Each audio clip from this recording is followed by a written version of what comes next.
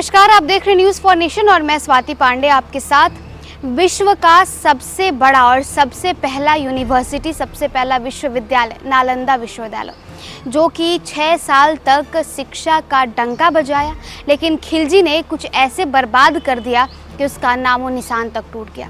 अब वही नालंदा विश्वविद्यालय का बीते दिनों प्रधानमंत्री नरेंद्र मोदी ने उसके नए कैंपस का उद्घाटन किया। नए कैंपस में बहुत सारी चीज़ें ऐड की गई है। बीते दिनों प्रधानमंत्री नरेंद्र मोदी नालंदा आए हुए थे, उनके साथ बिहार के मुख्यमंत्री नीतीश कुमार मौजूद थे, साथ ही साथ राज्यपाल राजेंद्र विश्वनाथ अर्लेकर भी मौजूद थे। आज आपको इस वीडियो में बताएंगे नालंदा यूनिवर्सिटी के इतिहास के बारे में, हिस्ट्री के बारे में, कि आखिरकार जिस नालंदा यूनिवर्सिटी ने 600 सालों तक शिक्षा का डंका बजाया है, उसे किस तरीके से खिलजी ने एक साथ एक वक्त में बर्बाद कर दिया। अब उसी नालंदा यूनिवर्सिटी को केंद्र की बीजेपी सरकार जो है वो ठीक करने की कोशिश कर रही है। प्राचीन नालंदा विश्वविद्यालय की धमक पूरी दुनिया में थी। नालंदा महाविहार में एक समय में 10,000 विद्यार्थी शिक्षा ग्रहण कर रहे थे। इसकी स्थापना गुप्त वंश के शासक कुमार गुप्त ने 425 से 470 ईस्वी के बीच की थी।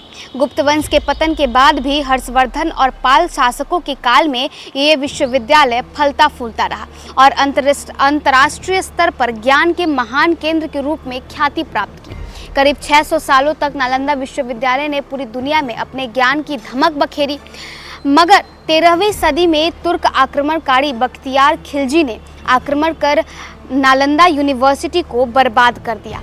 प्राचीन नालंदा विश्वविद्यालय इतना भव्य था कि इसमें लगभग 300 कमरे, 7 बड़े हॉल थे।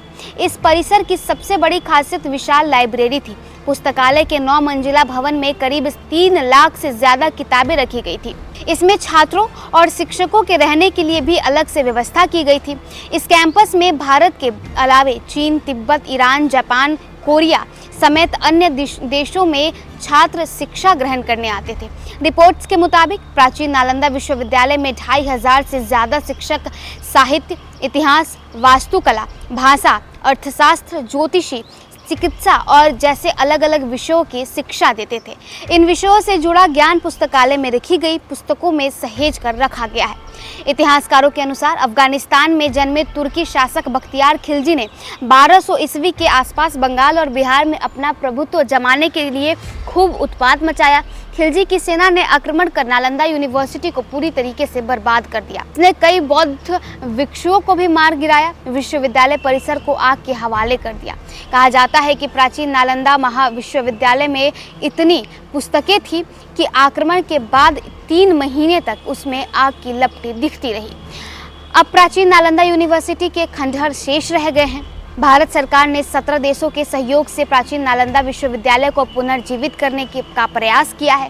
प्राचीन खंडहरों में कुछ दूरी पर राजगीर के पहाड़ की तलहटी में नया कैंपस बनाया गया है। ये कैंपस एक बार फिर दुनिया भर में ज्ञान और अध्ययन के केंद्र के रूप में अपनी पहचान बिखेरेगा।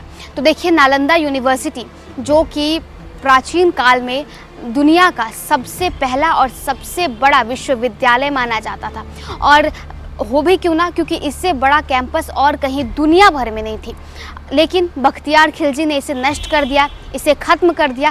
अब उस खंडहर वाले नालंदा विश्वविद्यालय को केंद्र सरकार और भारत की सरकार एक बार फिर से बनाने की कोशिश में लगी हुई है। नए कैंपस बना दिए गए हैं। नए कैंपस की तस्वीरें हमने आपको कल दिखाई थी कि कल किस तरीके से प्रधानमंत्री नरेंद्र मोदी बिहार के मुख्यमंत्री नीतीश कुमार के साथ नालंदा पहुंचे हुए थे और नालंदा यूनिवर्सिटी के न्यू कैंपस का उन्होंने उद्घाटन किया।